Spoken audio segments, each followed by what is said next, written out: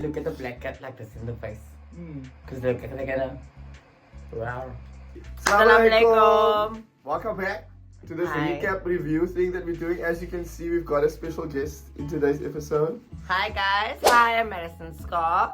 And I am a co-star on Beaulah Queens Money Kaap. I figured she might as well come on while people still like her. Okay. So let's just go Well, through a some few people things. still don't like me. So, you know. Let's just go through the intro. As you can tell, clearly I'm not going to do the series interact. So I think we should just all collectively agree that it's not going to happen, okay? And let me stop lying to you on a weekly basis. I'm such a fan of this also. Now, I sit and I wait till a Wednesday. And it will in the scene. Maybe this surprise will alleviate some of the anger for not posting it on time this week. So Hi. this is my gift to you Hi guys. for making it a little bit late. That's because she didn't want to come yesterday when we were supposed to film this. I came to visit her and then I heard, Daddy, we're still not going to do the review together. I mean, I might as well. Which makes sense because, I mean... This is kind of our episode. This episode, okay? I'm actually raw dogging this episode. Usually I have my whole script in my laptop. I didn't do all of that because lazy.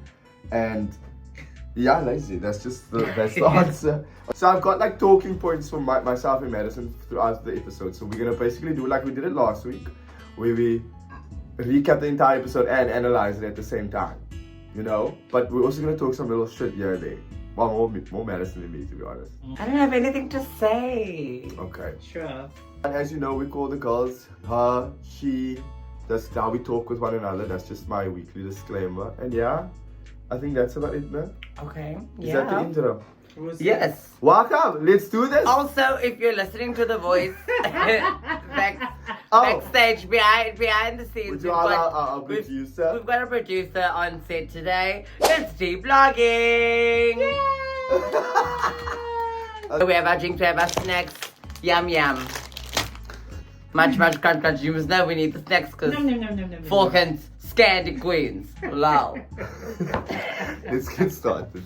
So scene one is we open up the episode with myself and BB at the Fire and Ice Hotel getting ready for the preliminary judging of the Miss Southern Western Cape pageant. That felt like a lot of words for one sentence. How did you feel that day?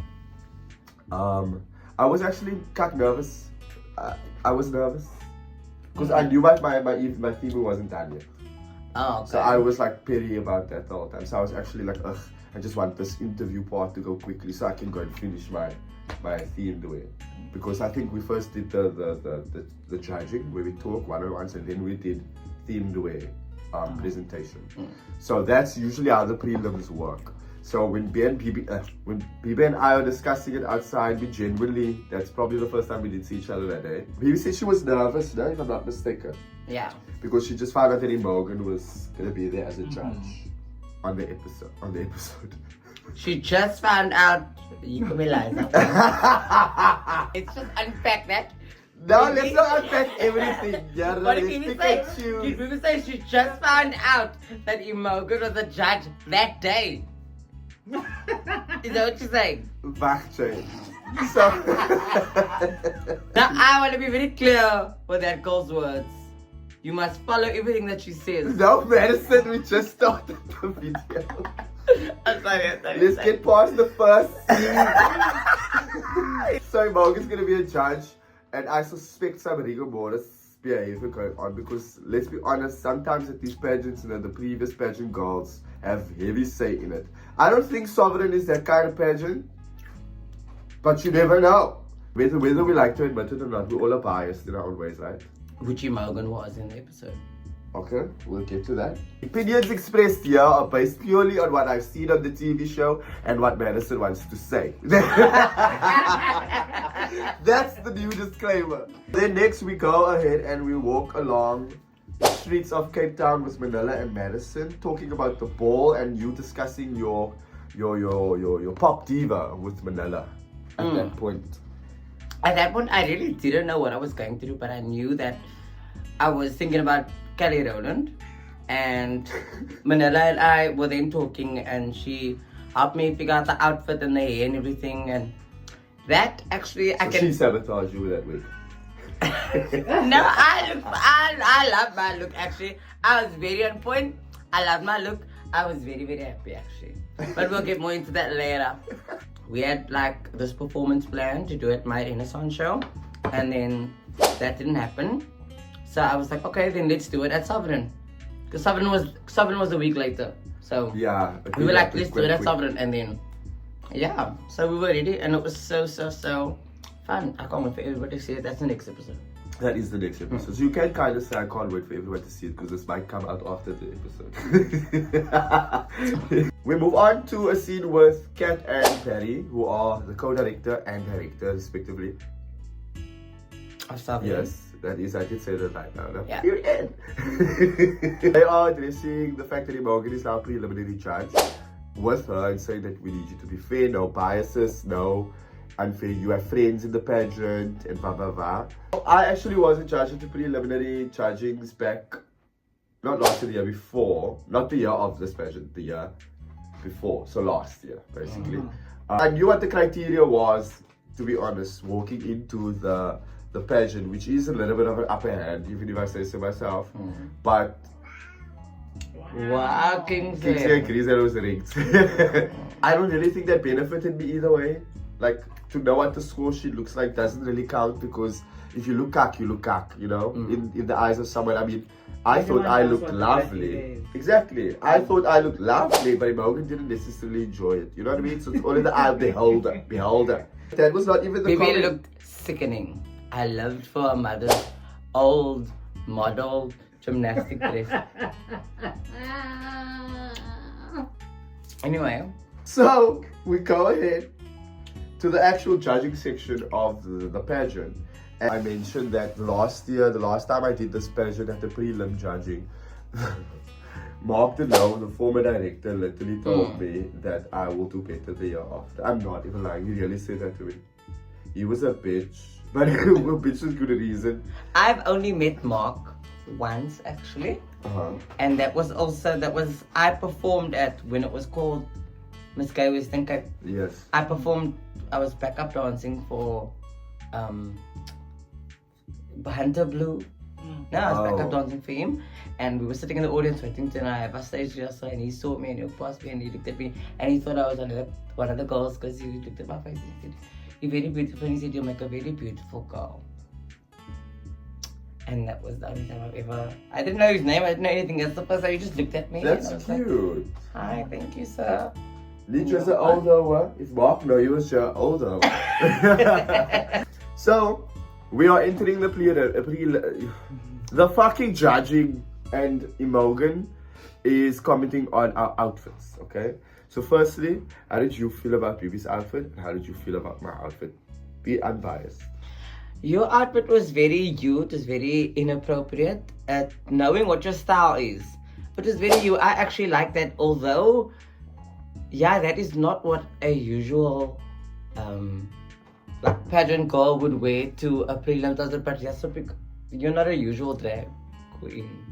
That's not your aesthetic. So it makes that outfit made sense for you, and I think you classed it up because you had those jewels on. The emerald, which I thought was, that shoes was fucking, and the beret and the hair and your makeup was very smooth. You were looking very. That shoes was more expensive than my blazer that I had on. The blazer was 50 rand, and then you had those expensive jewels with it. It was 80 rand jewels. I says Chinatown. Wow. And 100 rand Berici. And she looked that sickening. And 24 rand fishnets. And how much was that shoe? That shoe is 400 rand. Well, that broke, so. Nah, I'm ashamed you also. I like my outfit. Period. How did you feel about Bibi's? I think that Bibi's outfit. I liked it. I liked the outfit. I don't like the story that she came up with it, because that doesn't make any sense. She said that the I asked dress. the outfit, very. I asked the outfit. You like the outfit? I like the outfit. She told us to say something nice. I like the outfit. Okay. Notice in the prelims that I feel like Imogen was trying to, but even I felt it that day. She was really trying to test me with the questioning in the way she was asking me questions, and then I was surprised to see her take more of a calmer, soothing approach with to her Bibi. daughter, which I found, considering that she's not a very very biased judge. It gave that from watching the episode. If you look at it, question just seemed very harder on you than it was on Bibi, and then other people that questioned you were like calm and smooth and normal, and I think that just Imogen spoke with a little bit more. I think it's stupid to think that you're going you. to walk into a situation like that and not be biased, you know? And that's also why I said earlier in the episode that like the judging is not got anything to do with me, it's more so with her, because that's her power play, so to speak, in the entire situation. Yeah. My hands are I can't control any your of those answer factors. your answers were beautiful though, very mature also, and Speaking very of, honest. let's go through the questions and what the answers were. Mr. Ruby Lucas is asking me about how would Inna be pushing boundaries. I spoke about pushing boundaries in a respectful way, because I felt like when I came into the pageant the first time, for example, that I was just there, I'm the new girl, I'm gonna disrupt, I'm the protesters, I felt like I was that girl. You were gonna... And I was just gonna come and be more Mr. and then I walk out like that I wore. Yeah. But it wasn't ironic and it wasn't tasteful. I don't know, I'm assuming. The thing that I liked that you said was, although you have your drag aesthetic, you also knew how to adapt your drag aesthetic, but still be yourself, but be within the pageant rules and stuff, and still feel like you were yourself and everything. So you're being very genuine. Yeah, I don't think I would have done that like 2017. Morgan asks me if I feel like our scene and our community is ready for inappropriate as a drag queen with this title. That's when you said we've dipped our waters into drag enough. That was when you actually said... I did say it wrong, okay? Like, sue me. My God. But that was at least I didn't say kwepe. I said drag is not necessarily about how I look, but it's about who I am. True. I kind of slayed with that answer, I'm not gonna lie. Yeah, your answers were very, very nice. I actually really, really liked it. Like, I think I said that's 100% who I am. But 100% authentic, your that's who I am. That bothered me, that second who I am bothered me. No, man, but I think it's just that to show that you're nervous, but you were on topic of what you want to say. I was trying my best to be confident. Bibi says that while in drag, she's known as the official stunt queen. You're not known as the official stunt queen. You call yourself the official stunt queen. But in the pageant system, she feels like she's truly being herself. I feel like it's true. I feel like there's something about pageantry that reveals a different type of competitiveness about you. Everyone has their factions that they can, like you in performance, you are like unstoppable. You know what I mean? You love stage, you love setting those types of things up. But put you in a situation where you're gonna have to talk in front of people, for example, where I find comfort in. You might be a little bit less you. You know what I mean? So it's just like everyone has their strengths, and I think Bibi feels that pageantry is maybe her comfort zone where she can reveal a little bit more of herself. And we see her talk about her mother a lot, which is, I met her mommy before. Yeah! Her mother, that's a gymnast and a netball player. We're not doing that! Her mother, she don't know where her mother found the time to do all that. I don't know either. I think, but I honestly, without joking, I think she's just talking about like her mother in school. Because my mother did that as well. My mommy was good at I feel like this camera is very far away. At school. You knew they did sports and stuff at school.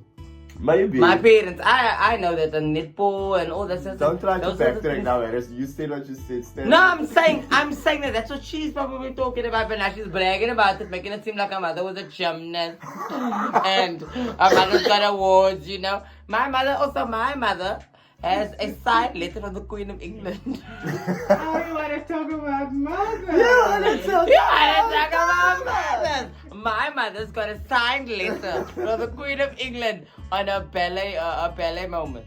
We can't praat, Madison. It's true, Bob. Madison is such a troll. Yeah, because if you break it, you'll never break it. But if I make it, I'll always break it. Bibi just says the most stupidest things. And I don't understand. We're gonna move on. Yeah. Are you ready for the responsibility that sovereign is that you know? Imogen asked you that. And I speak about my sobriety. Yeah, wait, that's serious. Let me handle this one with seriousness, Madison. I'm still laughing at you with this baby thing. I opened up about my sobriety journey. It was at that point, no, fuck both of you. At that point, I went sober in June of that year, of last year. So at this point, I was a couple months clean. Yeah. So I was on a journey of self-healing and all of that stuff at that point. So I truly felt like I had a better understanding of me as a person. Walking in there, I felt like more of a person than a drag queen. Does that make sense? Yeah. And you knew more about yourself and you. Yeah. So I didn't think that anyone's opinions, like in the past, would affect me. Yeah. If they did say negative things about my drag, or if they did not necessarily like what I did, I know that you were fully presented yourself. myself. Yeah, you know went what I mean? in there fully confident of who you were. Who you were stepping into this. So yeah, I think that was very that for me. And I learned a lot about you also. I'm learning a lot about you from the show, so it was nice to see you open up about that because I knew none of those things. I also didn't. I answered the question in the spirit of I've taken the steps necessary to get to a mental state in which I feel like I can take on these roles and responsibilities, because I also opened up about my suicide, which to me, I completely forgot that I spoke about it so early in the show. But it was an important thing for me to acknowledge, because it was like the first time I said it out loud. Like, yes, this is what I did, or I tried. Like, this show really was a fucking therapy. In our confessionals, the diaries was like therapy for us at times, because we literally sat there for an hour talking about a whole week's worth of experience. It was therapy.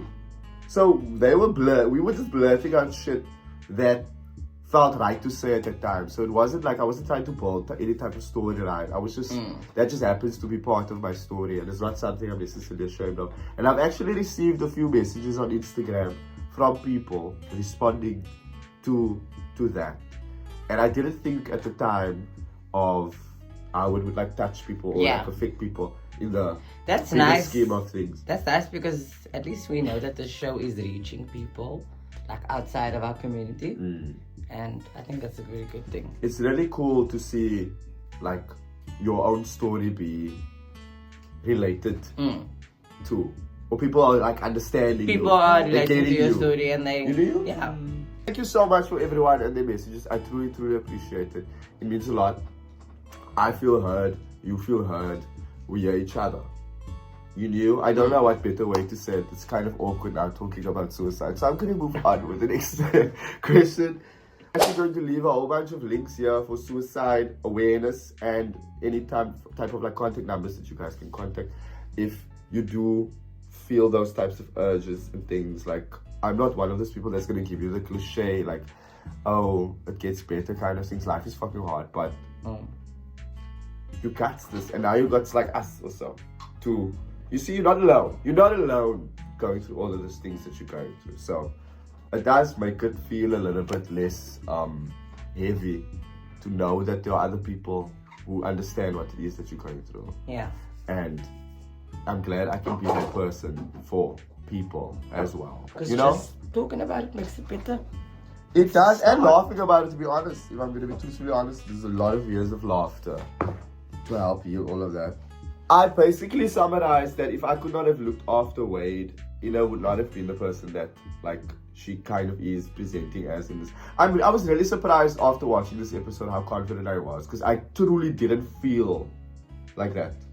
Throughout this entire episode, as a matter of fact. Like, I was very surprised by how I was kind of hyping myself up.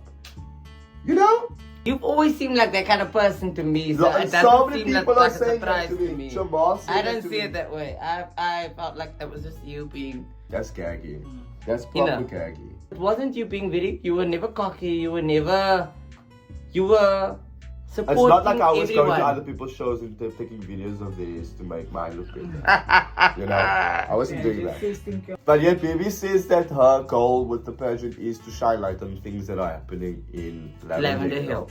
As she really wants to be a representative for the community. And I think Imogen touched on it also a little bit, that this time around she feels that when Bibi walks into the pageant, the last time she did the pageant, she was, I want to do this, I want to do this, I want to do this, I want to do this. And this year, Imogen feels that Bibi's like, what can I do? Which I think is a nice summary to Bibi's approach with this pageant. So to see that kind of be concluded is kind of cool. I think that's a nice message.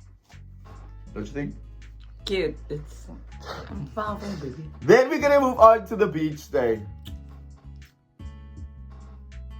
The moment you've all been waiting for. Let me just get the formalities out of the way. Let's discuss what's happening on the beach day. Basically, Kat asks all of us, hey, let's get a van. Let's go to the beach each. Let's go get a wave. You do? So we really wanted something to just chill and get into the mood for the ball that was happening. So that we all set it off on the right tone. But yeah, that's not how it turned out. Everyone kind of notices, I know, but Imogen's the only one who really points it out, is that you were very quiet in the van. Was there a specific reason you were quiet in the van? Or is that just, you know? I was quiet because I realized that this is the person that we were together. And like since the bride. And that we were gonna now obviously speak about things. Although I was excited because I knew we were gonna get talking about the ball, I did feel like something was gonna come about, and I just wasn't feeling, honestly, I just wasn't in the mood. I just knew that anytime we come together, I just felt like something was gonna happen. I didn't want to be bothered with being there. Yeah. Oh, I see. Okay. I didn't want to go. That makes sense. Because you are a very quiet person. Like, especially if there's a lot of people around, you will kind of go sit on your phone or, yeah. It's just me, she's man. kind of boring. She's not a very social person.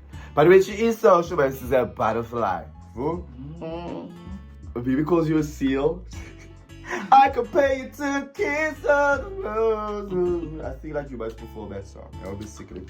And I asked the girls, are you guys ready for the ball? What's the type of vibe? Because that's really why we were there. We would do to hype ourselves up for the ball. I give a little bit of a demonstration. But I was very nervous. So I was happy that you gave us a bit of a moment. I was genuinely nervous. I was scared. I didn't know what I was gonna do. I've never been to a ball. I see. So you felt a little bit out of your comfort zone. I get that. I got that same vibe from Kat as well. Kat. I got that same vibe from Friday. Yeah, because I feel like Kat was always sitting and so how are we gonna do this? How are we gonna do that? How are we gonna do that? And I could tell that Kat is Kat. She's not gonna come and sit here and compete with us. You know what I mean? But I think everyone was excited overall for the ball. I can agree that day.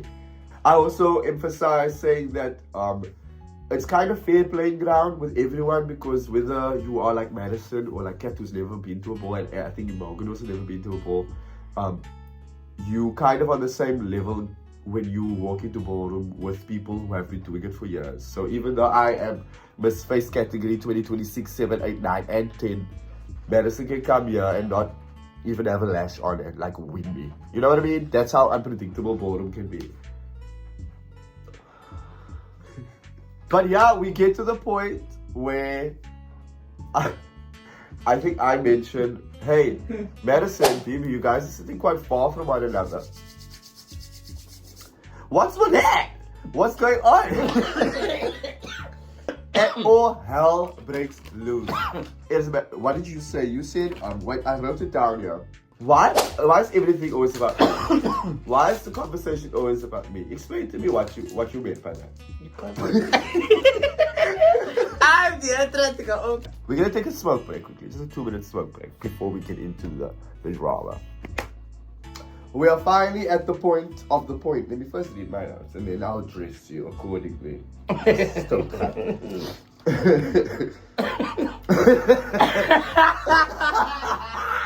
that.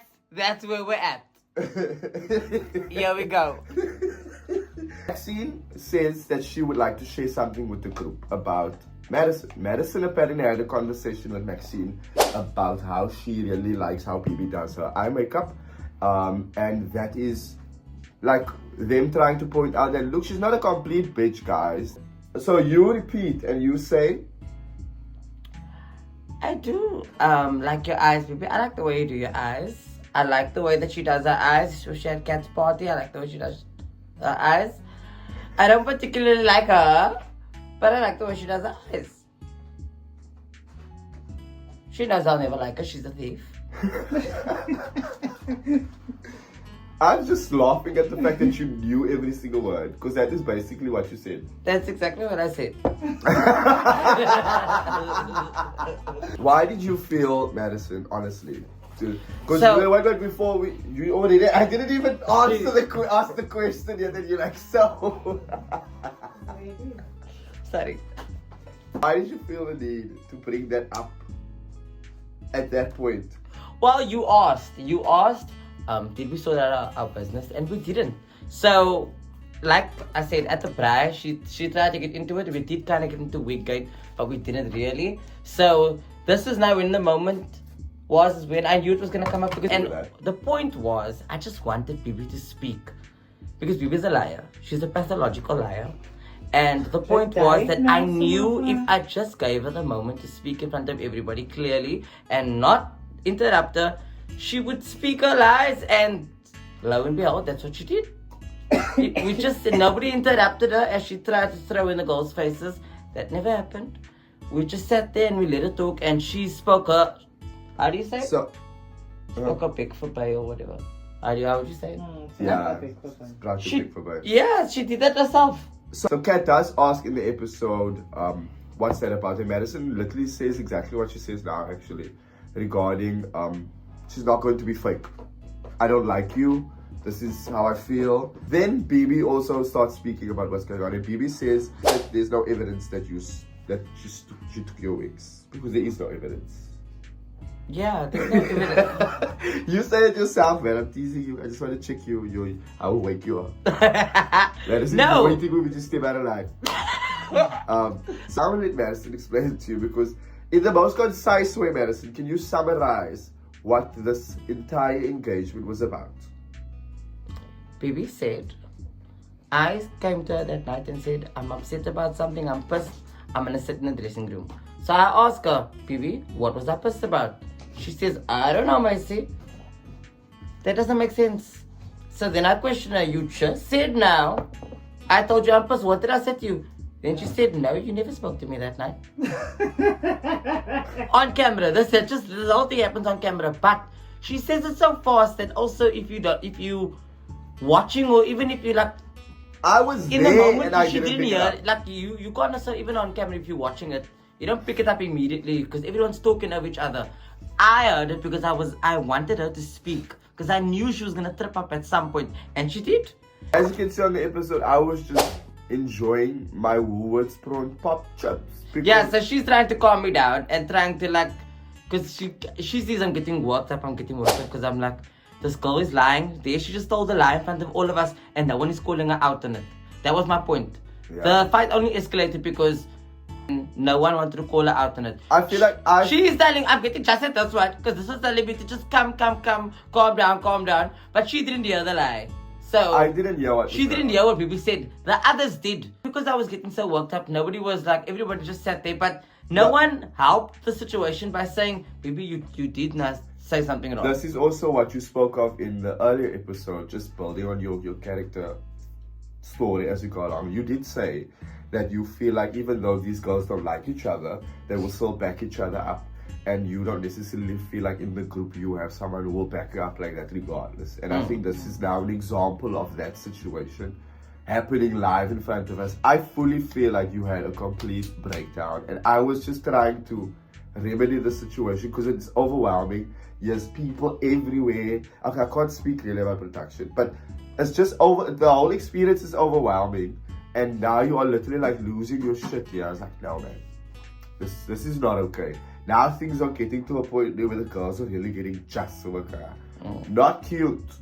Bibi was laughing also a little bit, and I don't like that when people laugh at me while I'm trying to be it started just becoming a joke actually. It just started getting like and I'm getting varm. I'm feeling like you guys are now literally laughing at me in my face like a lot of people clearly use Madison to create an image. Okay? Because people are out to say I gaslit her and I tried to make her quiet and stuff like that. I was trying to get this bitch not make a fool of her himself. Okay. In front of everyone. Okay, so we cleared up. That was a misunderstanding that we cleared up. We weren't on the same page on something. There was something specific we weren't on the same page about. So I was getting irritated with her because that night her wigs were also stolen and your jewelry was stolen. And I couldn't understand why she wasn't getting as angry as me. I think it was because maybe mentally I handled the situation differently. I know things like that happen in the scene. People are scared. It's the first time it's happened to me. So that was a new experience. It's the first time it happened to me as well, but to me it was like, I can't get these things back. I addressed it with who I thought was the accused, and I addressed it with her, and she said, no, this is not me. I gave that person the benefit of the doubt, and I said, if I see you in the streets with my jewels, catch these hands. You know what I mean? I don't appreciate people stealing my shit. I work very hard for my shit. So I was very just about it for that first week because the jewels that were stolen were actually gifts and that I've never worn before. I never even got an opportunity to wear the stuff. You know what I mean? So, gone. And I built the bridge and I got over it because at that point it was like, what? Probably more than a year.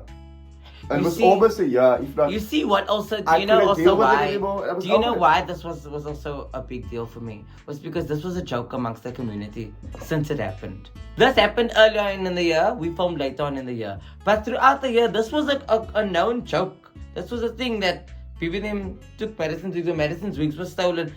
That's what bothered me. Maybe I just didn't care about what was going on. I think that's just blatantly my answer. I just didn't give a fuck. Like, even in that conversation and interaction with you and Bibi, I was listening so little that I completely missed what was going on. I just heard heat. You know what I mean? And I was like, what's going on? Because I was ducking, if I'm going to be honest. And I was sitting there munching my prawn chips. I was in my moment. I was on the beach. I'm a Pisces. I'm literally living my life. I get, and knowing you better now, I understand. So when that would be your happened, reaction. I understand that now. So I get that is just how you would handle that kind of situation right now. He's pulling away, which was good because I didn't want to get worse, and I didn't even want it to get to that point, but I just couldn't deal with us sitting there and no one's gonna say anything. You pulled me away. I kind of calmed down. I listened to what you were saying, like when you said that no one's gonna listen to me if I shout. So I tried to calm down, and when Imogen even came over, she was like, I said, I don't smell to be here. I want to be done with this. Do you think Imogen was being genuine? Genuine? I don't understand. No, I don't feel like she was being genuine. She knows what's going on.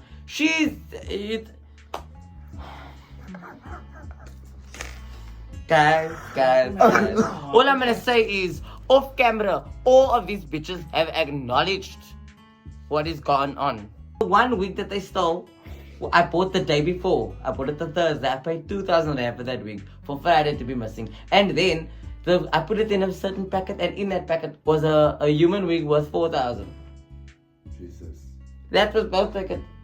So they got that human wig at a bargain. The orange one. Yes. I remember the orange one. I don't have that. That's gone. It's that wig that was gone. Gone. That's why. That explains a lot. I would also be upset. The only other things that got stolen from me amounts like 600 rand, to be honest. But at the same time, don't steal my cock. They stole my cotton glue that I just bought. Do you know how much 200 rand is to give out at one time? I know my issues are not as bad as yours, Madison, but I'm just trying to relate. No, but I'm gonna explain this. Our bags were opened, our things were taken out, our bags were closed again. I only noticed the next morning when I got home. So we move on with the... That's explaining. They do this on a regular basis. They think,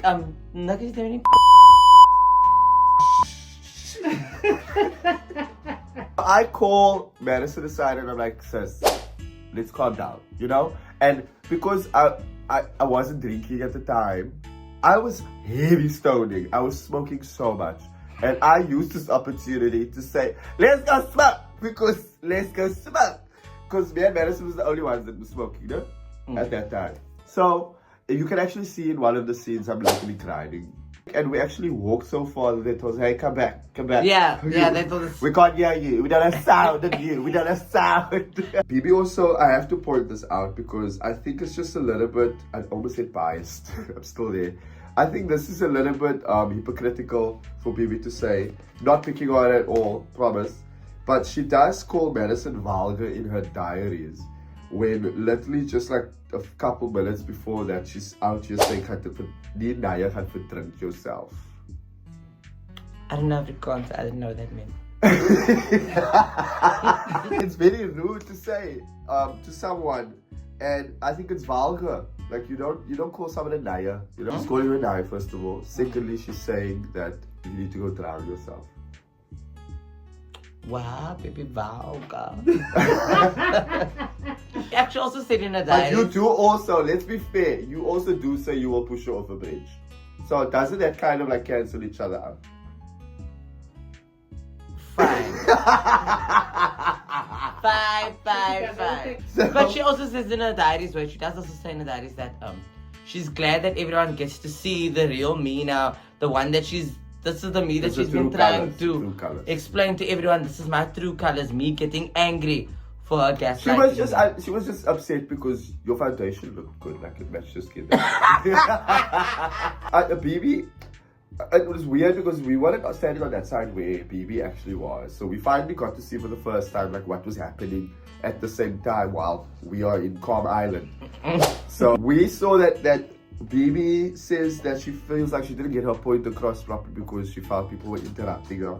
And I think Kat and Maxine says that no, that's not true. No one was interrupting. It did sound like BB was contradicting herself. So there is a consensus in the group that y'all heard that, right? And everyone was kind of confused by what BB was saying. I'm not used to the girls literally like shouting at one another, fighting. Never seen this shit before. So Kat also has the same kind of feelings around, this is not how we do this. You know, there's better ways to talk about things with one another. And I think a lot of people are misunderstanding just how heated that moment was with everyone there. Like it all was just unexpected. It happened so quickly. And it really was a situation where we all were like, what the puss just happened? You know what I mean? And it's good entertainment, you know, someone's mental breakdown literally on TV. It's good entertainment. It was a real breakdown, and I'm glad it happened because literally all it did was prove that this girl's a liar, and that's all I ever wanted to prove. And I also conclude saying that I feel like Madison expects too much from the girls. Do you feel like that's a fair statement? I was expecting a lot from everyone because I really didn't even have such a good reputation with you guys to begin with. For me to just assume that you guys would just be on my side and just get Bibi out. Like I'm trying to point her out to be the liar that she is. Like I can't just expect you guys to agree with me and to just jump on my bandwagon when I think we didn't start out that way. I come from the same kind of way you learning about drag, where I did it on my own. It's a very like daunting situation. So when you are thrown into a situation that involves so many other queens there, you truly feel like you don't know anyone. You know what I mean? Really that. So I think that's why I said you expect too much from people that A, don't know you, and you don't know them. And there's no way that you guys are even getting to know one another. Isn't it? Wigs, Oldos, Yo Puss, the drunk yourself. Yeah, we end the scene at the beach, and I think it's clear that, we walked back and you literally pointed to me. Yeah, and I just sat down. That was exactly how it went down. It was. Keep it splash on. Imagine.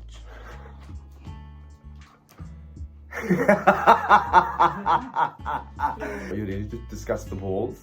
Ow. So, because I know a few things about balls. So, because this is about ballroom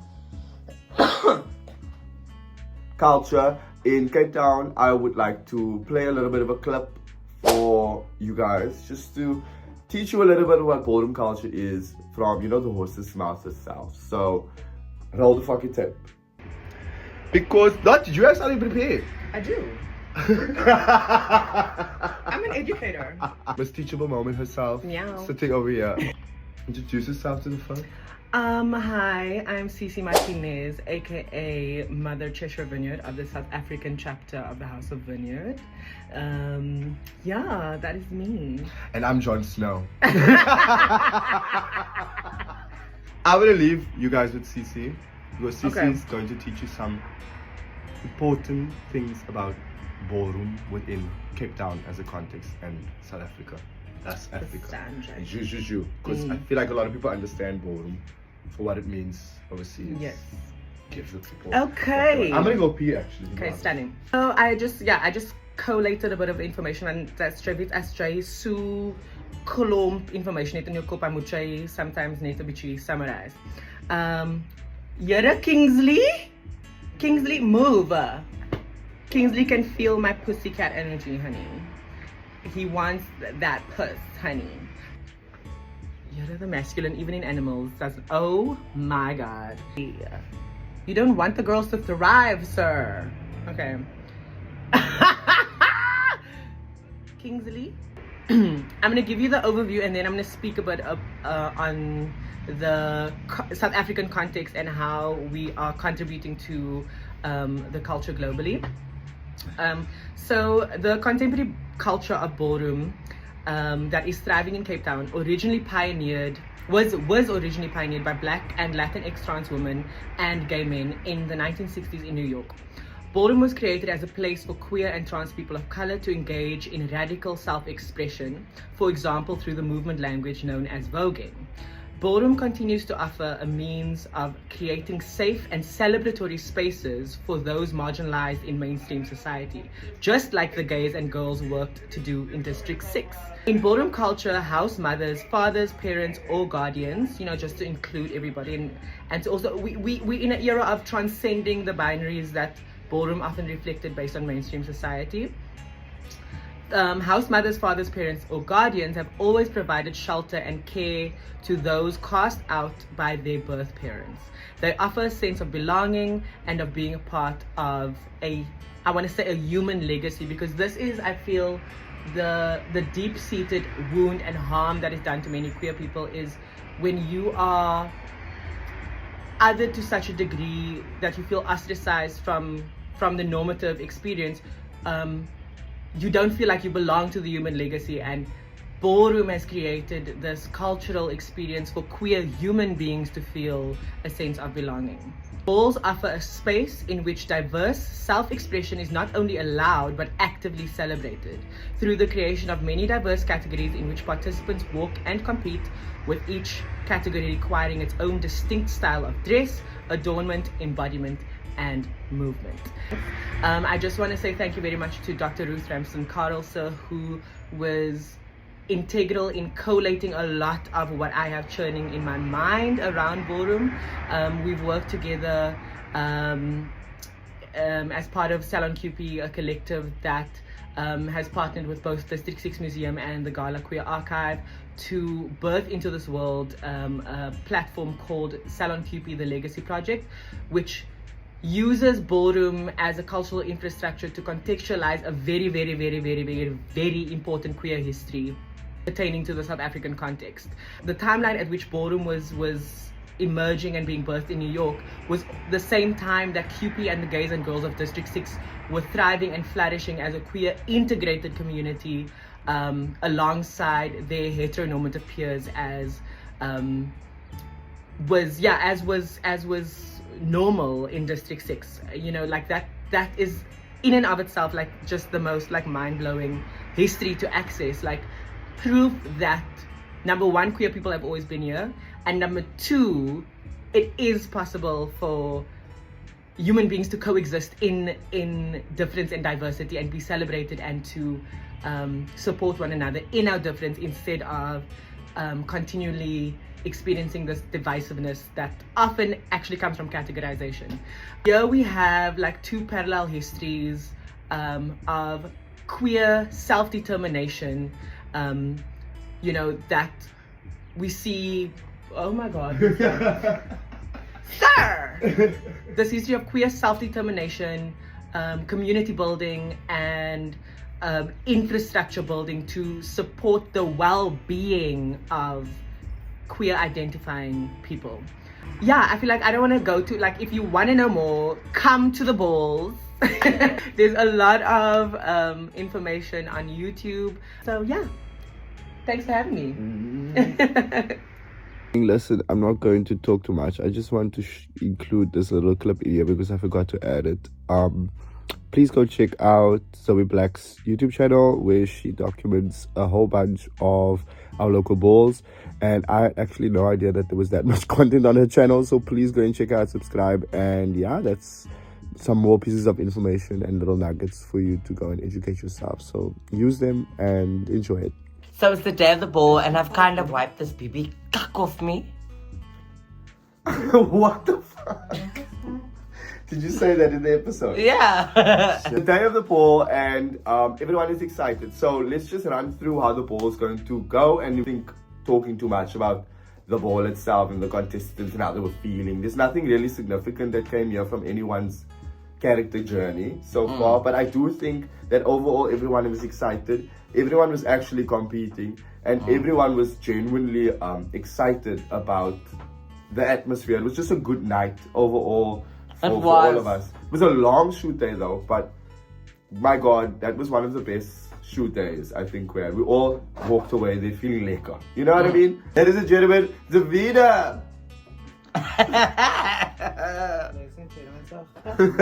So we have two categories. We have the face in an evening gown category, which is surf face in an evening gown. Traditionally, a face category is supposed to be walked wash face, you know what I mean? Like no makeup, and very natural, glowy. But you know, it's a drag ball, baby, so it's drag space in an evening gown. You know what I mean? We have the Poppy Divas category, and everyone is dressed up as their specific pop diva. I want to say favorite, but I know nothing about Madonna, to be honest.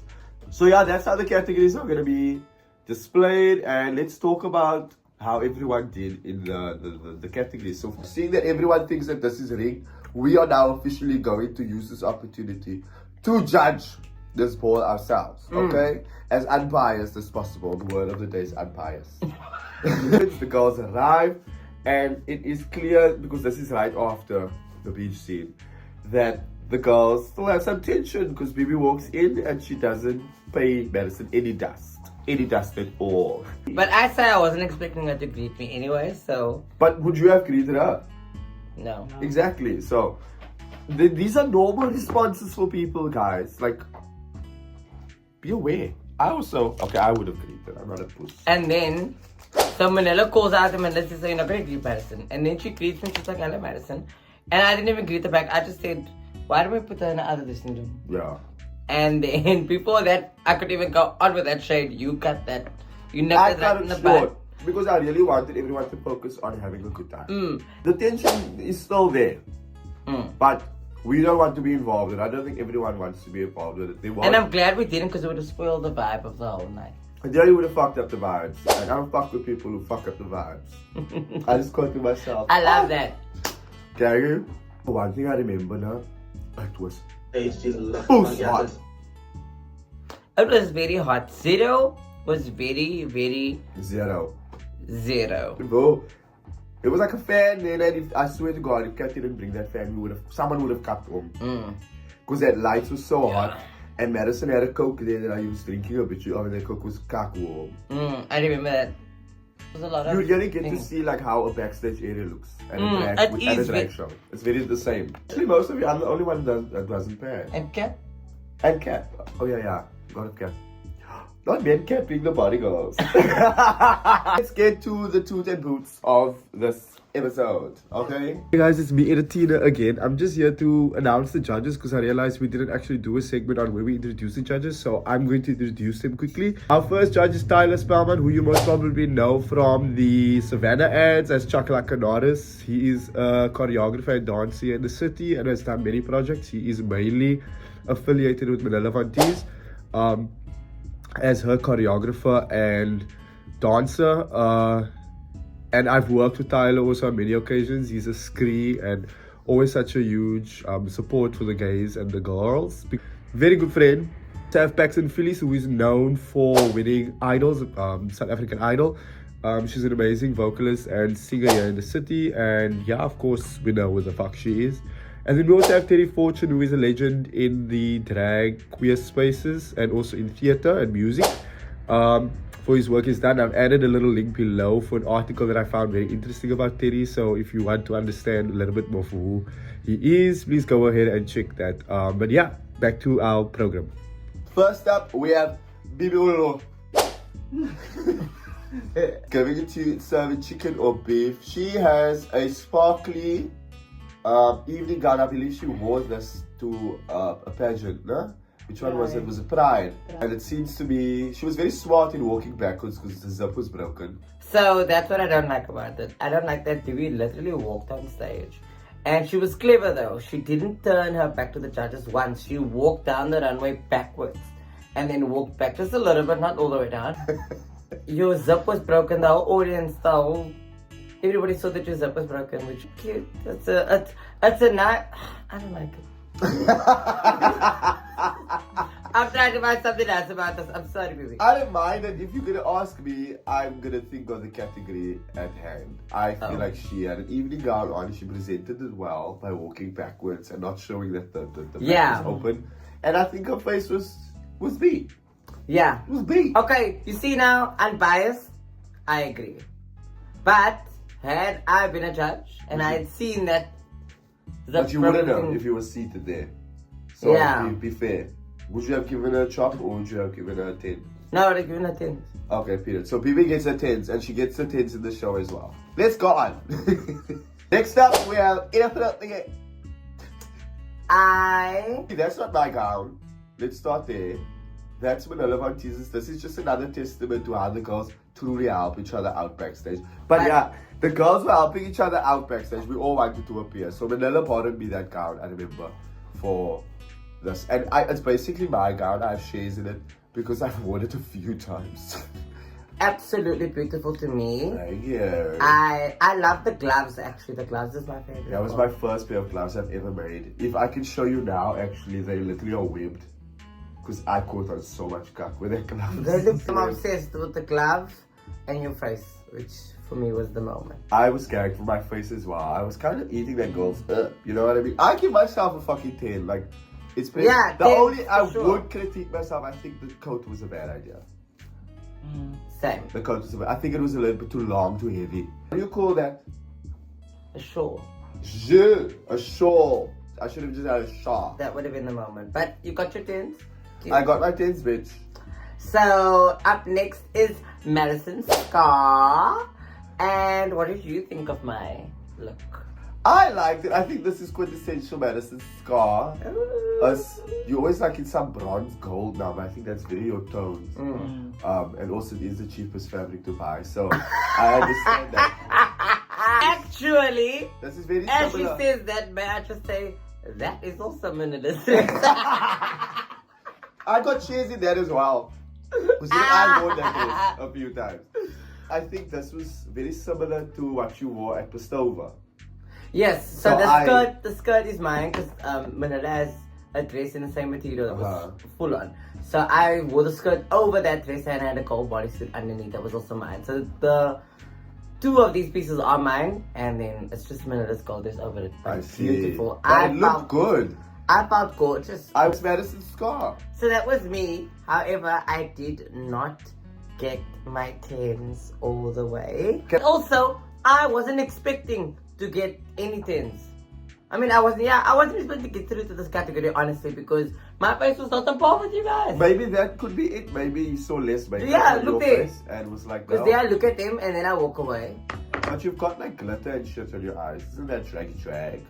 Yeah, but I also wasn't confident really in my drag at that time, especially in this ball, because I felt like all of you guys were so confident. And you guys, all your faces, everybody's faces on point. But I had a good time and I felt beautiful and I know I looked beautiful. So yeah. And BB actually made a funny joke. BB actually made a funny comment there. She said, what? Oh, place is was it chop? sticky Wait, fit. I wrote it down actually because I remember watching this episode the first time with you and actually laughed out loud for that when she said, "Frit vlees vir 'n bietjie vet." Yeah, that was funny. That was funny. That was funny, baby. I don't like you specifically, but I the don't joke like was you, but funny. the joke was funny. Up next is Manila One Giving you, apparently she said this is a Priscilla Queen of the Damned kind of look, which I think is a vampire look, no? Okay. I am not sure, I've never seen Priscilla, don't judge I'm not me. sure. Editina back here. Yes, I know. It's Priscilla, Queen of the Desert, and Akasha, Queen of the Dam. Shut up! I love this look. I'm obsessed with it. I don't It's even know if that's the beautiful. right movie. However, what did you say? Listen, we can address the situation with her herself. But the category called for an evening gown, and she's out here in a skirt. Look, it's stunning. You can't not. It still gives evening gown energy, you know? Yeah, it is I that love moment. it. I love the take on it. I think her face looks fucking sickening. I think it's the contact lenses, because wow. Everything just looks so. And she open got on her face. all her tens, of course, obviously. She got a 10. Her looks. Her look as in her look. She wore these And her fucking face. clothes to Neisner when we were in Peacock Festival, when we were being called all those. Manila was walking around on the Pride around Neisner in this jewels. Her skin just jewels. glistens. She looks sickly. Her skin just looks like it's glistening with the jewels. She looks I sickly. loved it. I think it looked very Tense. sickening. We get Kat Gilardi. What did you feel about Kat? Like, honestly. Kat gives you old drag face, basically. Yes. Like, this is so old school pink. Yes, do you know that I also didn't pay attention to.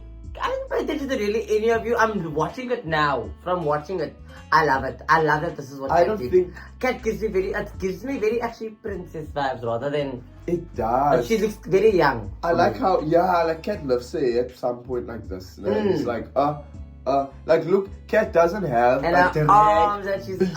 she's. You know, she doesn't have a drag beat. She's not gonna sit here with a glitter lid and a graphic liner. But you know her what? face is giving, like it's painted, it's blended, it's and it's feminine.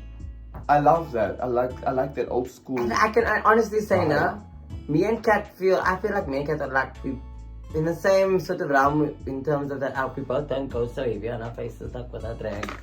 Kat goes in heavy. No, I don't think you understand. No, she does, but we're more softer girls, and even that, I feel like she sold it more. She was she was so confident in her walk, in her everything, that she got the things that she deserved. It. Like I was there for that. Up next is Maxine Wild. I'm eating.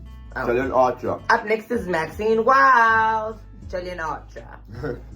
Jillian Archer. If you guys check out SHOWMAX's SHOWMAX stories and stuff where they break down each episode, which I learned about tonight. In all those publications, they keep calling Maxine Jillian Archer. So whenever we say, oh, it's Jillian Archer, it's to be as wild as Maxine Wild, per se. Which is just a stupid inside joke with us. So welcome, you're now on the inside. Yeah. She looks fucking stunning.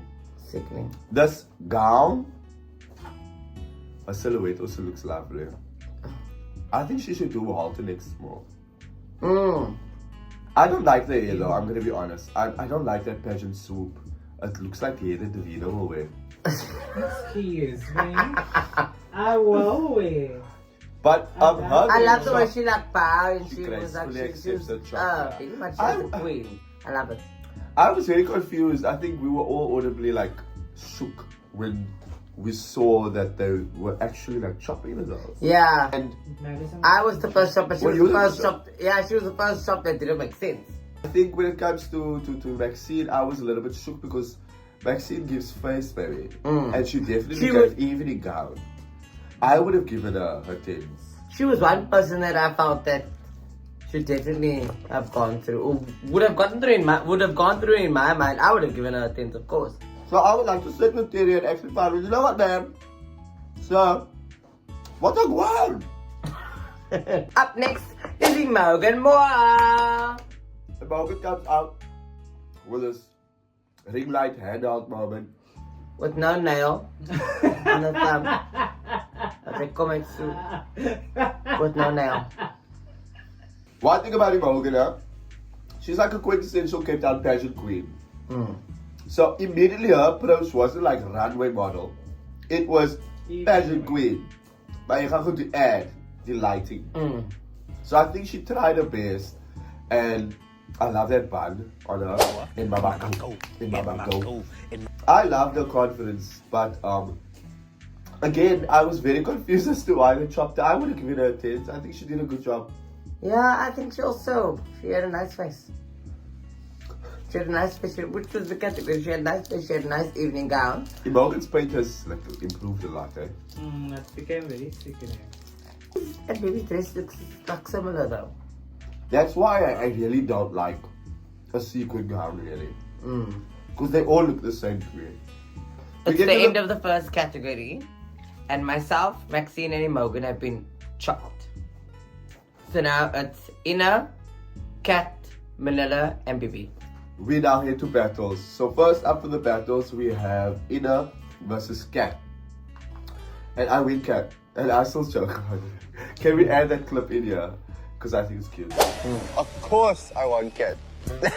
Don't put that in the I'm so The next battle is Bibi versus Manila. Of course, Manila wins. And then that. Then it's Manila and myself in the final. And honestly, I didn't expect it to be the two of us because I think both of us were confident walking in immediately. So it was clear because this was also the first round of the day, so everyone was still nervous and they peak nervousness. So I think like Very that. Me and Manila, we knew that we had the upper hand and we knew we were gonna make it difficult for each other. I did not strategically wear big hair to throw anyone off, but fuck, it helped me in the end basically because I won. Manila to this day swears that she won this category and she has still not given my trophy back. I will say that up until today, I was convinced that Manila was robbed. And that Manila actually should have won the first category. But after more analyzation, I've seen that your face looked beautiful. And technically Manila wasn't wearing an evening gown. And the category and I'm very much a stickler for the rules and for the for what's right. And if the category called for evening gown, for face in the evening gown, you served face in the skirt, basically. I love you, baby. I love you. No, wait, after this category, immediately Imogen was starting to shout read. Because I won the category. I was foul. I already won. It is what it is. Next category, Pop the Beat. So the next category is Pop Divas Runway. Pop Divas Runway, yeah, that's correct. You organized it, you should know.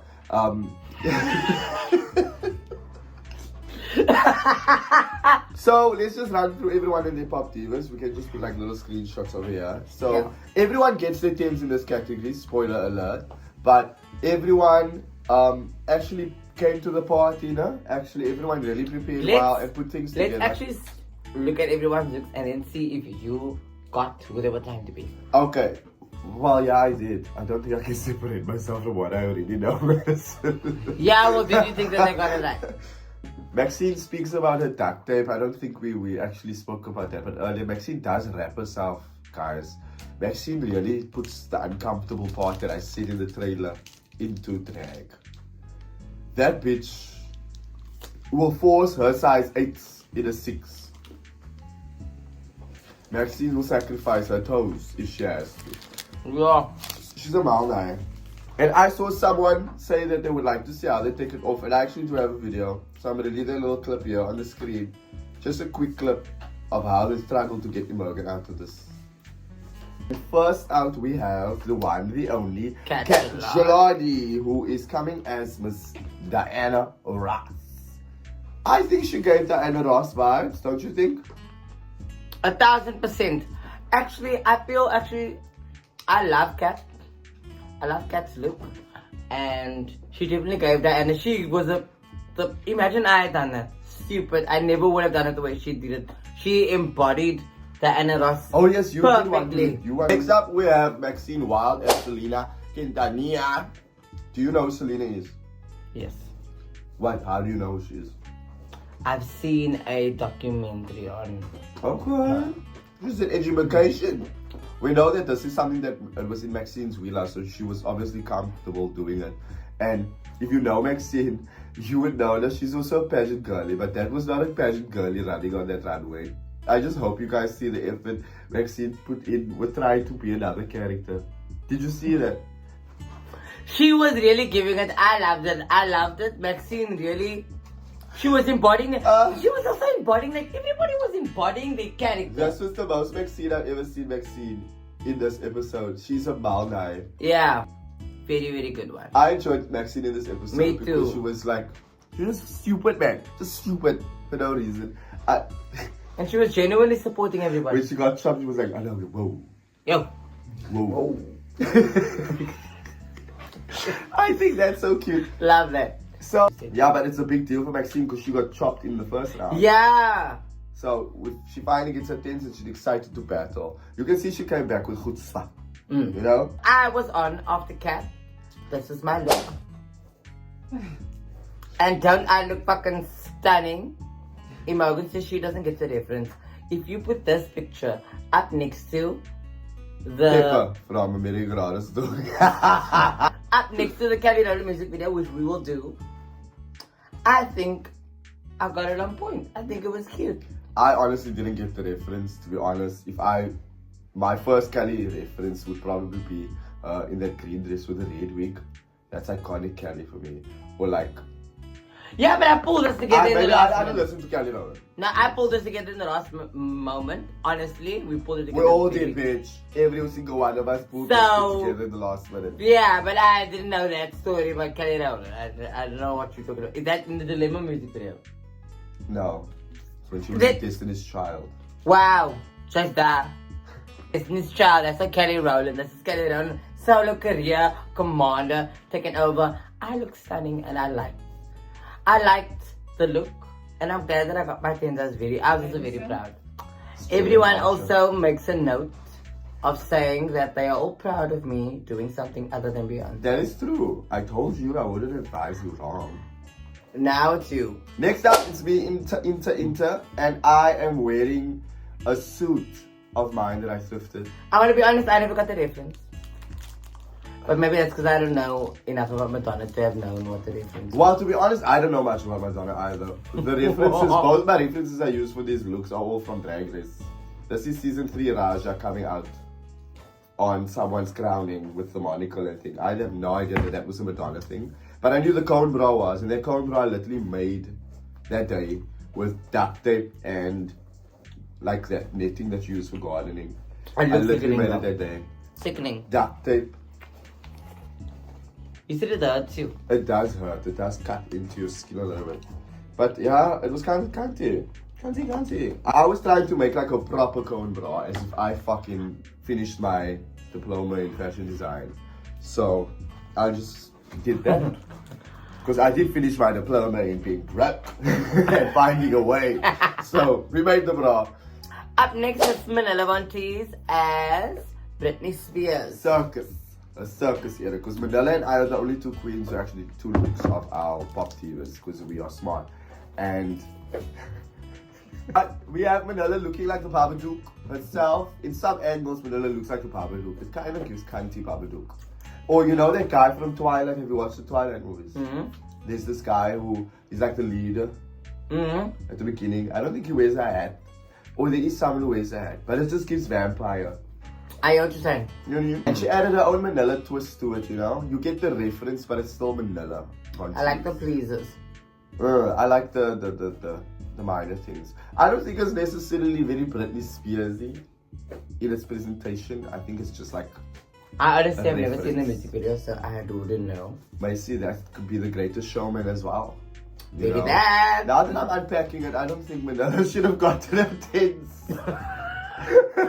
Just for the first look shape. Up next we have one In the the cocoon only herself. Miss Baby Beaulah Beaulah. as Lady Gaga. Lady Gaga. Lady Gaga. Lady Gaga. Lady Gaga. Up where she wanted to paint herself white, but I think she didn't have paint or something. And we get another example of how helpful the girls are backstage, because we all kind of like chipped in. I think I gave a little bit of eyeshadows. We all. My loose pigments. I don't think it was necessarily directly the art pop reference that I know and love, but we got it. You know, we got what she was doing, and she presented That it is, I think, well. baby, I knew you were Lady Gaga, without even saying it. Well, we because- knew it was that was the reference to Asha Lady Gaga, though now. Bibi gets her tens, obviously, and she has this bed sheet / cape / Bedsheet. cocoon. Bedsheet. Is that a daughter? That's Pinty over there that's passing her paints. I just think it was the colors maybe that fucked with me a little bit, but it kind of matched what she was wearing, if we're going to be honest. Manila said that Bibi looked like she was eating a box of chocolates that melted, because she just took some makeup, some paint, Yeah, and just smeared it on her face. and smeared it on her face. I mean, A for production. Up next is Imogen Moore. Morgan was typically Morgan backstage when it came to this category. She was trying to psych me out also. You can see in the video as well where I ask her, is it giving Madonna? It's really that moment of Alyssa Edwards actually. It's giving something. That's what she said. Because that's oh my god, that's literally Manila and Fifi. I just clocked that tea. Wow. Mind games, and then she's the one that says, Manila's like to play mind games. Oh no, Morgan is Miss Mind Game herself. Definitely, for sure. But she was very competitive. But it's fun. I think that's what very makes it fun. fun. It's very I think fun. that's what makes it fun, because It's very she's fun to compete with. We actually thought she was going to win just because the crowd erupted whenever Morgan They won. was, for the second look, she was Janet Jackson. Not a lot of people got that. I obviously got that. Did you get that? I got it. I got it immediately, and not a lot, apparently. Not a lot of people But you got said it. there was another story. What did your dancer tell you? A family member actually said to me that Morgan was such a beautiful Missy Elliott. She didn't understand why Morgan got chopped. So I said, that's why she got chopped. Because she wasn't Missy Elliott. She didn't get chopped. Oh, it was in the battles. Yeah, in the battle she got chopped. Yeah. Okay, She got well, that thing speaking here. of, let's go on to the battles because that's everyone's look. Yeah. So Manila and myself, we both changed for our second looks. And Manila changed into this Britney Spears, I think it's a Toxic, no? With a taste of, which I think On the aeroplane. was more clear. Yeah, Britney definitely. Spears, Definitely, I got Britney Spears immediately. And I went ahead and did the uncensored, the censored Madonna sex book moment that Valentina did actually in All Star, in season 9, I lie. That I got immediately as well. That was my reference for it. And fun fact, I actually made that outfit out of a cardboard box at Zero and I just covered it in duct tape that same day as well. You don't need money to do drags, ladies and gentlemen. This is We first have Manila Von Teese versus Imogen Moore. And the two of them really fought, eh? Like, they started dancing, which, can I just also mention, because the ballroom in me has to mention it. You cannot dance during a runway category. If this was a proper ball, they both would have been shot for dancing. But it's a fun time, everyone's having fun. And the girls are really like trying to battle each other out with the dancing. Imogen. I don't see where Manila was dancing because In the front, Javit was she giving? She was giving Britney Spears. Oh, okay. I didn't see that. Britney Spears was what? The whole time. Yeah. Like, the whole time I was like, okay, And you every had time to she see did it, one. the girls went wild. Yeah, they went mad first. They So, went Jillian Archer. Chanel Archer, I say. Die mag Sorry. my fans here. So obviously Imogen pushes and Imogen actually wins the battle, and congratulations. I would have chosen Imogen as well just for a presentation of the look.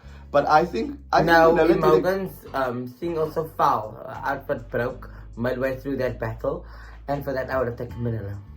So you would have chosen Manila. I don't really know who I would have chosen. I didn't quite. I for sure would have chosen Manila, only because also the outfit looks better. Imogen's looks like a agree with leather that. jacket, and that she clearly pasted things on, She did. and the tights and But boots. listen, guys, can I also Like his just mention- outfit is like the whole plane moment, and she had the tray and everything. She was giving a full look on the She airplane. did give the full look, but I would have liked And that it was to the last other longer look. today. Huh? That would have been Yeah, fun. that would have been. That would have been kind. What would have even made it cuntier is if you had something in the glass. The moment in the glass, but it was like jelly, so when you turn over, it doesn't fall out. Cheat codes. I like that. That would be cute. But Imogen did say she was very happy with this competition because she actually did make her outfit herself. So she was very proud, and that's why it showed. But actually, more that I look at my nose, the more I agree with you. Like, just for the look, because there's the references. Yeah, Imogen wins the battle, and we move on to the next battle, which is BB versus Madison. I'm gonna let Madison take the wheel on this one. Now, what do you think about it? I think that you someone in the ballroom scene, like what kind of battle was that for? I don't personally like when people get like messy with each other. She would have gotten chopped for dropping her garment. So basically, also what Ina's talking about is that during the battle, she threw her cape down. Not a cape, her bedsheet. She threw her bedsheet down on the floor while I was walking. So then I picked it up and I threw it on her because that's your bedsheet. And then she came back down the runway and tried to throw it on me. But I can literally just open it here. I got it. So that's everything that happened. And then I threw it back on her. And the girls erupted because Madison just ate the girls up. You know what I mean? And I personally am not a fan when girls sit so close up to one another in ballroom, or when things get a little bit like that. I get quite annoyed. I like my space. But it worked. I think Madison recovered very well. You ate that shit up, and I think BB's crutch at the end to do a split was a poor choice because you can't. It's dancing, you know what I mean? I'm thinking it from that perspective. I would have chopped her for sure. Also, that's not Lady Gaga's character. True. I was in my character, although mine is also very strict and dancey. That's the music video of Commander. She's doing this the whole time. So I was trying not to dance because I remember you saying don't dance. You're not allowed to dance, don't dance. So I tried my best to try not to dance, but keep just making, things with my arms because that's what she does, and I'm just making poses. Whereas Nucky, that's not Lady Gaga. Lady Gaga wouldn't throw a coat on someone. Lady Gaga wouldn't get to split. You know what I mean? We were all embodying our person, whereas Imogen, I feel, was just trying to also just be Janet, but not really be Janet. Well, that was the reservation. Well, then fine. But BB definitely, she wasn't being anybody else. No, I agree. BB didn't win this battle, and it was clear. And I think it was a nice kind of just like role switch a little bit based on what happened at the beach and what's happening now. I think you earned your redemption in terms of your drag with the girls by winning that battle. Yeah. Because let's just continue because she actually wins the category. Move on, and it's a three-way battle between Maxine, Kat, and myself. And at the end of the day, the doll is the doll. I win the category, and we go into a final, another three-way battle with myself, Imogen, and Madison. And we actually made it hard for one another on the stage because we were turning the shit out. We were the top three, I think, of everyone. Yeah. So we were really bad. I will say, I was legit worried. Going through, I was worried. I didn't know because we were good. We were all really good. It was nerve-wracking. I didn't expect to even get this far because I thought they were gonna cuck us out for changing outfits firstly, but that didn't happen. But when Imogen got chopped here, I was proper gagged because I was convinced that Imogen is gonna win the category. To be honest, I didn't think you were that much of a threat in the runway category. I'm gonna be honest, but I just think look, this isn't exactly what ballroom's about. Don't misinterpret your opponent.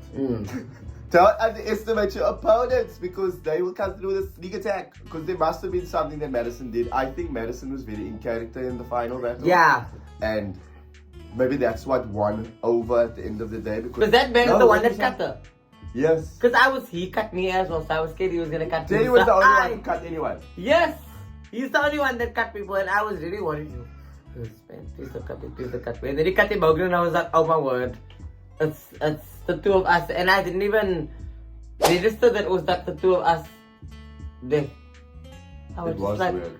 I was surprised, the two of us were in the final, but I think it was perfect because we were doing the things, to be honest. I think Madison won, not fair and square. I think they just didn't want to crown me twice. Yeah. I will half agree to that. I feel like I did fight my way, and your costume broke down Yours broke down, bitch. You were hard gluing that shit before you walked on stage. Yeah, but it didn't break on stage. You did. Wow, you your said hair skirt broke. Your hair broke. You Your said hair broke. skirt Your hairline so- broke. Your hairline broke. Look, she's coming I'm for coming, me. bitch.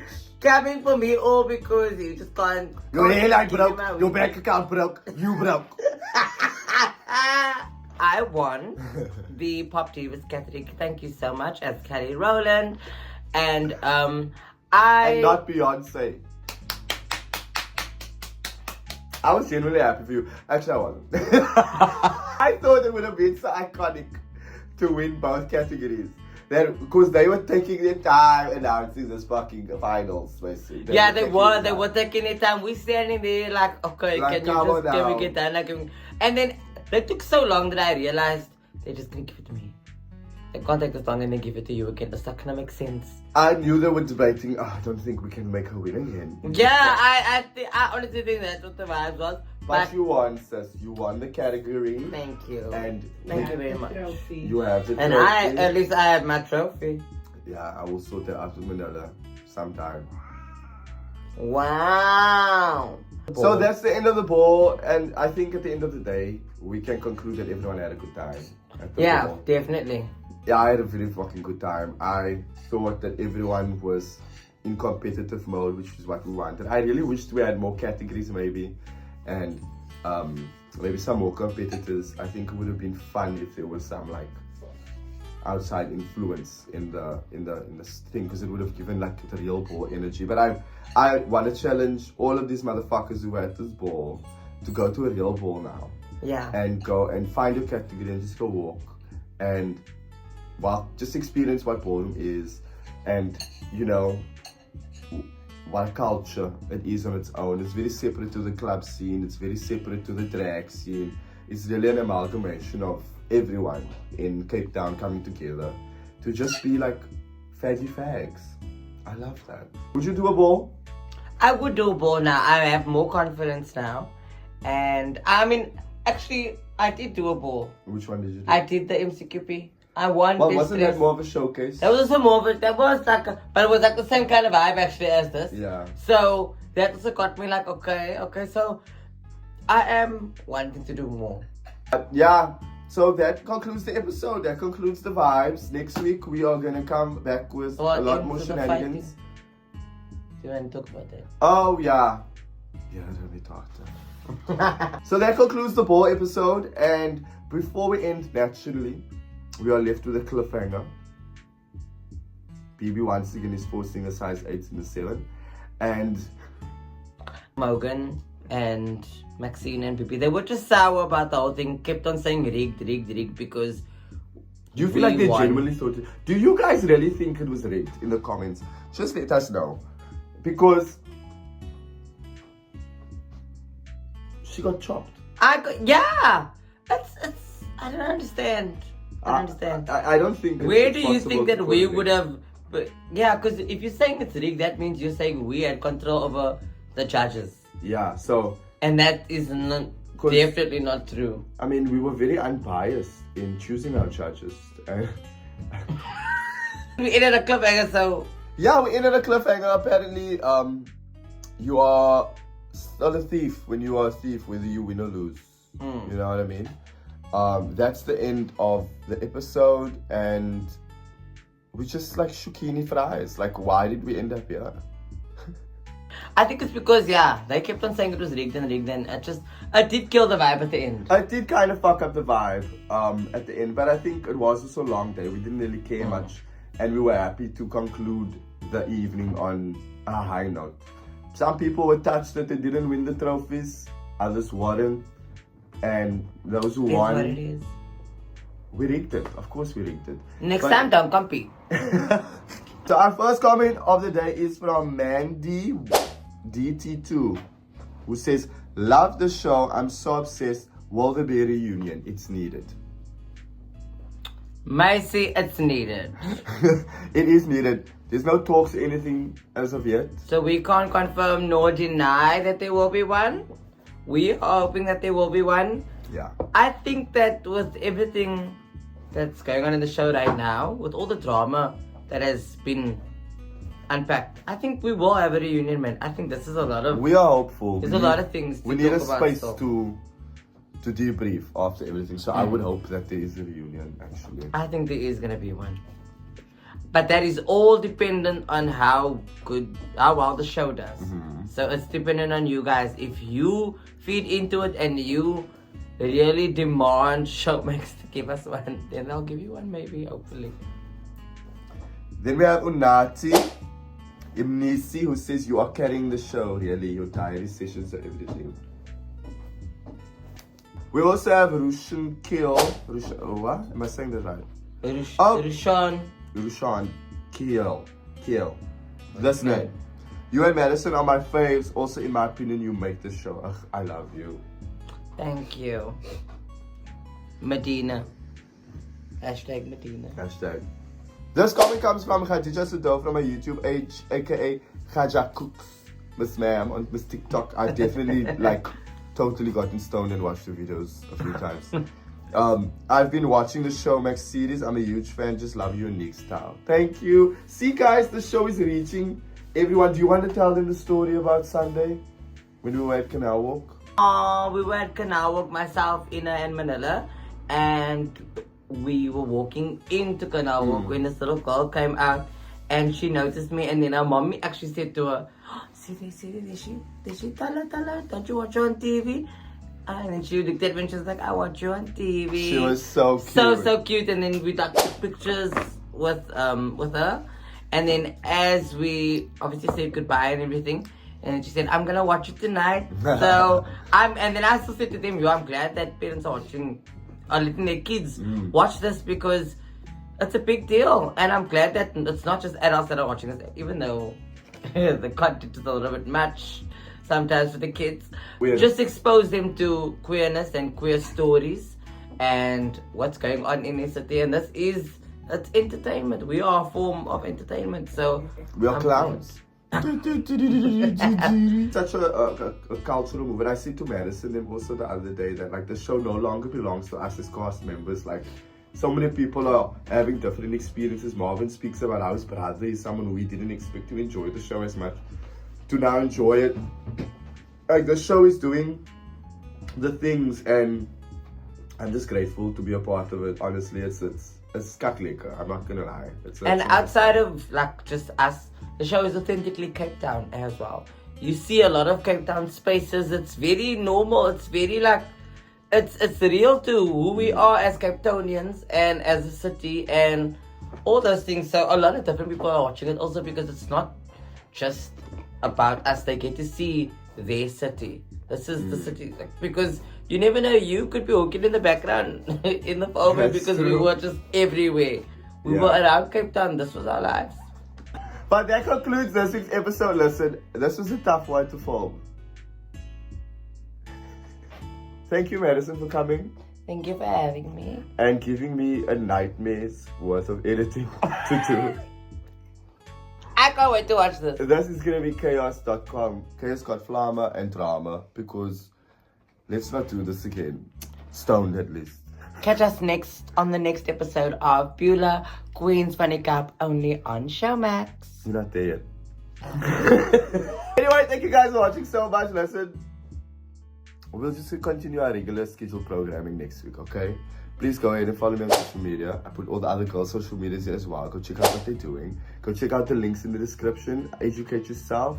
Learn a little bit about the community. And next week we will be doing Miss Sovereign Western Cape, which is a major episode for all of us actually. So be tuned in. Madison, where can they get the episodes? Only on SHOWMAX. When does the episodes come out? Every Thursday. Sometimes it comes out from 6 o'clock in the morning already. Sometimes it's only on from 12 or 1. But it's on SHOWMAX. It's on SHOWMAX every Thursday. So please get your subscriptions. Go sit by a friend's house. Don't forget that there is mingles parties as well. Please go support the girls and go support 0 to 1 in their great work they're doing for community by bringing out these people in the middle of the week to come and watch Morphy shit. So please go out and support that. Don't forget, you can catch me at 0 to 1 at the end of the month on the 31st of August. This is my birthday on the 28th, so it's my birthday show on the 31st of August at 0 to 1. You can catch me and the Scarlets. Larissa Gordon will be hosting. Inappropriate might be joining me on stage. You never know. No. Yes. And but thank you guys. Bye bye. Au revoir. Get your SHOWMAX subscription. See you next week. Bye.